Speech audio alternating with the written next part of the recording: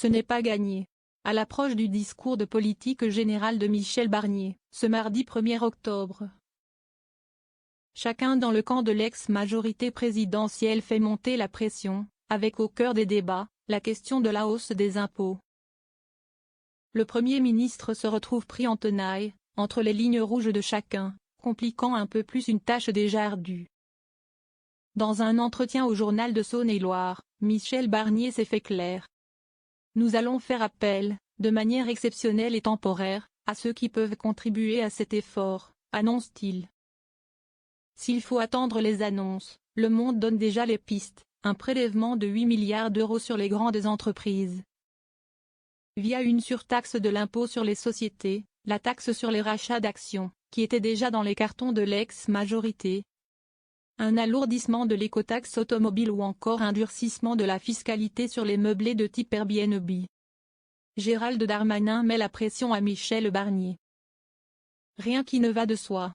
Le sujet de la fiscalité travaille depuis plusieurs jours le bloc central, qui rassemble Renaissance, le Modem ou Horizon.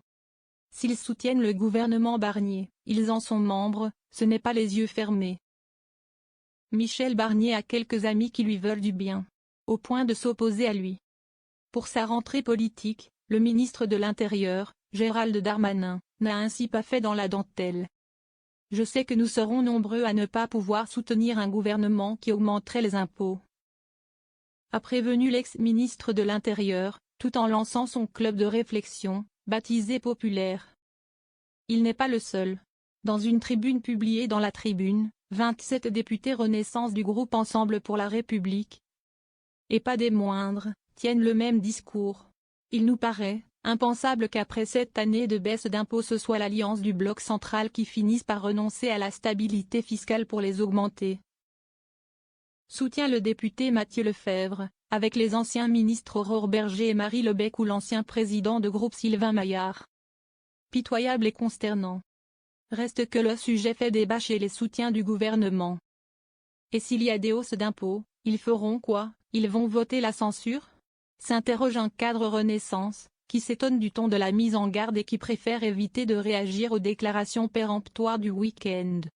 Le même pense qu'il faudra bien se rabibocher. J'entends plus de la com, que des positions définitives, glisse parlementaire.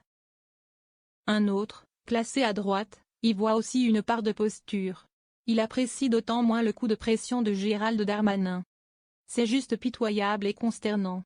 Le jeu d'acteur et la mascarade consistant à se tirer la bourre puis à se réconcilier, les François voient bien ça, lâche cet élu.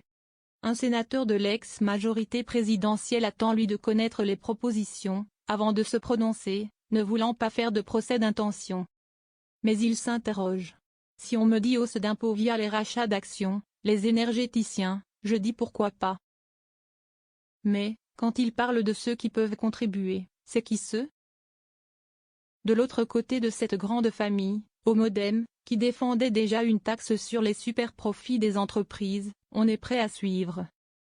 Nous ne sommes pas fermés à demander des efforts aux personnes les plus riches, aux tranches les plus élevées, et aux très grandes entreprises, via une contribution exceptionnelle. Nous sommes, par ailleurs, prêts à nous attaquer aux niches fiscales, à analyser les situations de rente, à annuler les baisses d'impôts prévues, comme la cotisation sur la valeur ajoutée des entreprises. A soutenu dans Ouest France l'ex-ministre Marc Fesneau, aujourd'hui à la tête du groupe des députés Modem. Il ne faut pas se tromper, la réponse au déficit n'est pas fiscale. Chez les députés Renaissance, on entend contribuer au débat, déjà en remettant la mairie au milieu du village, comme le dit le député David Amiel. Il ne faut pas se tromper, la réponse au déficit n'est pas fiscale. On a un peu perdu le sens des ordres de grandeur. À terme, il faut réduire le déficit de 110 milliards d'euros. Évidemment, vous n'allez pas les trouver par la fiscalité. C'est plus que la totalité de l'impôt sur le revenu. Donc on a besoin de faire des économies dans les dépenses publiques, cadre le député de la Commission des finances de l'Assemblée. Le député de Paris fixe aussi ses limites. S'il y a des hausses d'impôts dont j'estime qu'elles fragilisent notre économie, je voterai contre. Prévient David Amiel, très hostile à la hausse de l'impôt sur le revenu.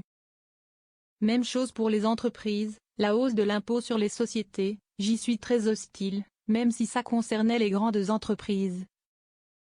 D'autant que ce sont elles qui ont tendance à délocaliser, met en garde ce proche d'Emmanuel Macron, qui trouve des magots de vouloir les cibler. Même opposition à toute hausse de charges. Si celui qui avait conduit une mission d'information sur les superprofits trouve légitime de s'interroger sur certaines rentes, il ajoute: si on fait une surtaxe au-delà d'un certain seuil de chiffre d'affaires des grandes entreprises, c'est très dangereux pour le pays. David Amiel propose un filet fiscal, avec un montant minimum d'impôt qu'on demande aux plus riches. David Amiel est en revanche favorable à la taxe sur les rachats d'actions, la lutte contre l'optimisation fiscale ou à un toilettage d'un certain nombre de niches fiscales, où je n'ai aucune difficulté. Cet ancien conseiller de l'Élysée évoque notamment un débat qu'il y aura sur le pacte Dutreil, qui permet de transmettre une entreprise avec une grosse exonération fiscale, note de la rédaction. Il ne s'agit pas de le supprimer, il est très utile pour protéger nos entreprises. Mais on sait qu'il peut y avoir un certain nombre de détournements ou d'abus. Quant à la fiscalité sur les très riches, David Amiel a son idée sur le sujet. Plutôt que d'augmenter les impôts, qui sont contournés, on peut s'assurer que ceux qui sont demandés soient mieux payés, imagine le député Renaissance. Jugeant intolérable que certains très riches paient 2% de leurs revenus réels en impôts, il met une proposition sur la table. J'invite à réfléchir à un filet fiscal, en ayant un montant minimum, un filet, qu'on demande aux plus riches, pour s'assurer qu'il n'y ait pas d'abus du système. C'est une piste qui me paraît importante, avance David Amiel. En vue d'un éventuel amendement lors du budget, il travaille techniquement le sujet actuellement, mais la question est un peu compliquée. On a identifié plus de 130 actions susceptibles de baisser la dépense publique, explique Jean-François Husson. Chez les LR, qui soutiennent le gouvernement Barnier, la question de la fiscalité n'a rien non plus d'évident. Surtout pour une famille politique dont l'ADN est plutôt de prôner la baisse des impôts. Mais le débat existe aussi. Au Sénat, pour le rapporteur général du budget, Jean-François Husson, le premier objectif est de faire des économies. Ses services travaillent au sujet en vue du projet de loi de finances. On a identifié plus de 130 actions susceptibles de baisser la dépense publique. On a fait un gros travail de fond, explique le sénateur du groupe LR. Il rappelle au passage que la majorité sénatoriale avait voté l'an dernier 7 milliards d'euros d'économies. Le gouvernement avait dit que ce n'était pas le moment. Donc on va regarder pour essayer d'aller plus loin. Il ajoute: je privilégie la réduction de la dépense publique, partout où on pourra le faire, ça doit être un réflexe.